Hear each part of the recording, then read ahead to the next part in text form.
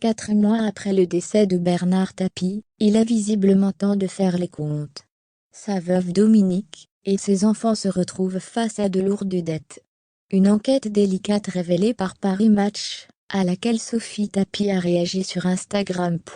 Il n'aura pas fallu attendre longtemps avant d'avoir une réaction du côté du clan Tapie.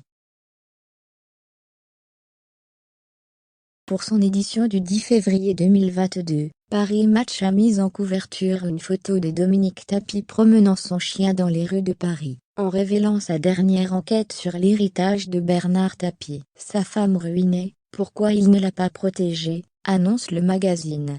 Jeudi matin sur Instagram, Sophie Tapie, la fille du défunt homme d'affaires décédé en octobre dernier, a adressé un poème ouvert à l'autrice si prodigieuse de l'article en question. La journaliste Sophie des Déserts.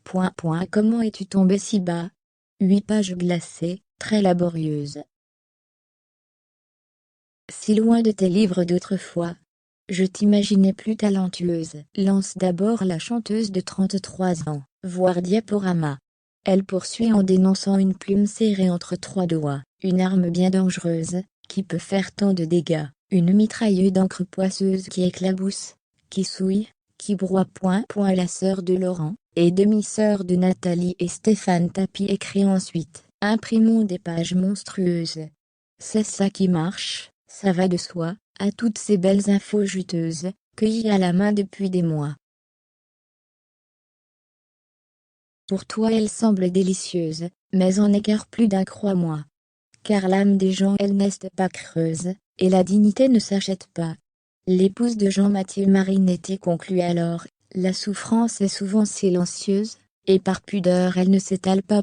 Dans son enquête, Paris Match affirme que la veuve de Bernard Tapie doit aujourd'hui faire face à une montagne de dettes laissées par son époux, décédé le 3 octobre dernier des suites d'un long combat contre le cancer.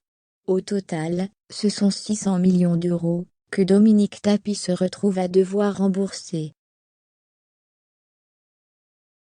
À la fin du mois, elle devra quitter son hôtel particulier parisien de la rue des Saints-Pères, que son mari avait cédé sans lui dire à François Pinault.